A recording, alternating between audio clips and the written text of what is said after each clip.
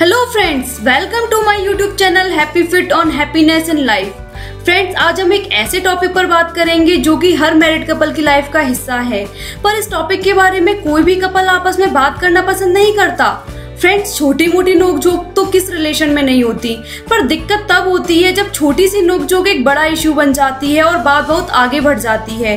तो आज हम ऐसे ही कुछ मेन रीजन की बात करेंगे जिनकी वजह से हमारी मैरिड लाइफ में प्रॉब्लम क्रिएट हो जाती है।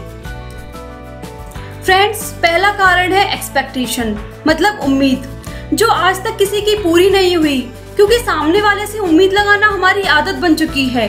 चाहे वो हमारी कितनी भी ख्वाहिश क्यों ना पूरी कर दे, फिर भी दिन प्रतिदिन हमारी उम्मीद बढ़ती जाती है। यही पति पत्नी की लड़ाई का मेन कारण बनती है।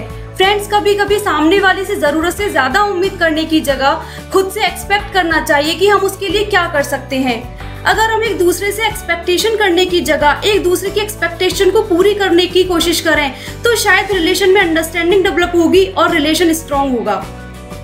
फ्रेंड्स, जब हमारी एक्सपेक्टेशंस बहुत ज्यादा बढ़ने लग जाती हैं और वो पूरी नहीं हो पाती तो हमारा ध्यान दूसरे लोगों की लाइफ की तरफ अट्रैक्ट होता है और उनकी लाइफ अच्छी लगने लग जाती है। फिर स्टार्ट होता है कंपैरिजन। हम दूसरे लोगों से अपने हस्बैंड को कंपेयर करना स्टार्ट कर देते हैं।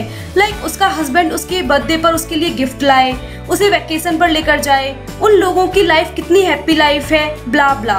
और इसी तरह हस्बैंड भी सोचने लगता है कि मेरे उस फ्रेंड की वाइफ तो कितना अच्छा खाना बनाती है, उसकी केयर करती है और वो लोग कितने अच्छे से रहते हैं, ब्ला ब्ला। ऊपर से आजकल तो social media platforms Facebook, WhatsApp, Insta, जिन पर लोग अपने हर पल को शेयर कर रहे होते हैं, जो कि सिर्फ एक आर्टिफिशियल लाइफ है। इसलिए फ्रेंड्स, एक दूसरे को कंपेयर करने की जगह एक दूसरे की तारीफ करनी चाहिए, एक दूसरे की क्वालिटीज और पॉजिटिव पॉइंट्स को देखना चाहिए, जिससे हमारी रियल लाइफ में प्यार और अंडरस्टैंडिंग क्रिएट हो। क्योंकि जब तक हम खुद से सेटिस्फाई नहीं होंगे तब तक कोई हमें सेटिस्फाई नहीं कर सकता।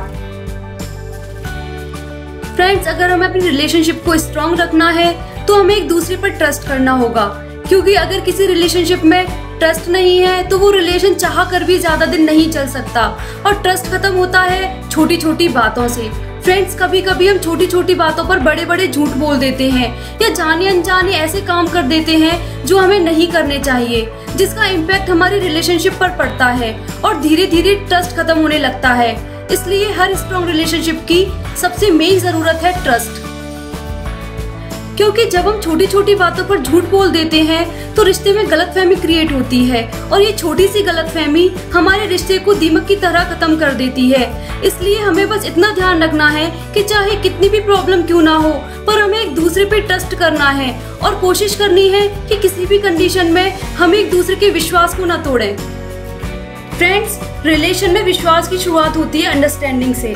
अंडरस्टैंडिंग सिर्फ एक दूसरों की बातों को समझना नहीं होता, बल्कि अनकही बातों को समझना होता है।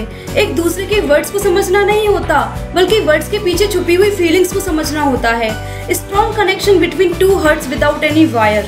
फ्रेंड्स, कभी कभी हमारे रिलेशन में दरार लैक ऑफ अंडरस्टैंडिंग से भी आती है, क्योंकि शुरू में हमारे रिलेशन में अंडरस्टैंडिंग नहीं होती तो हमें सही और गलत का पता भी नहीं चलता। सही हमें गलत लगने लगता है और गलत हमें सही। इसलिए अंडरस्टैंडिंग इज मस्ट।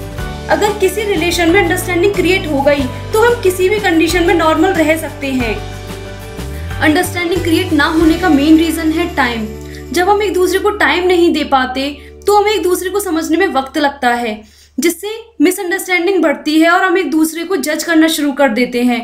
अंडरस्टैंडिंग बस 4 दिन में नहीं आ जाती, एक दूसरे को समझना पड़ता है, एक दूसरे के नेचर को समझना पड़ता है, अच्छी बुरी हैबिट्स को समझना पड़ता है, एक दूसरे की पसंद नापसंद का ध्यान रखना पड़ता है, जब जाकर धीरे धीरे अंडरस्टैंडिंग क्रिएट होती है। इसलिए हमें एक दूसरे को समझने के लिए पूरा टाइम देना चाहिए और एक दूसरे की सोच की रिस्पेक्ट करनी चाहिए।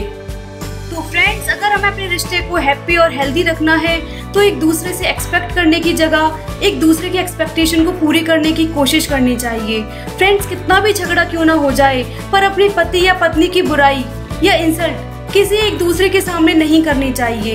एक दूसरे में गलतियां निकालने की जगह एक दूसरे की अच्छी आदतों की तारीफ करनी चाहिए, एक दूसरे को समय देना चाहिए, एक दूसरे की रिस्पेक्ट करनी चाहिए, जिससे अंडरस्टैंडिंग क्रिएट हो। हमें एक दूसरे पर विश्वास करना चाहिए। तो फ्रेंड्स, कैसा लगा मेरा वीडियो? अगर आपको मेरा वीडियो अच्छा लगा तो please like, share and subscribe. Thank you.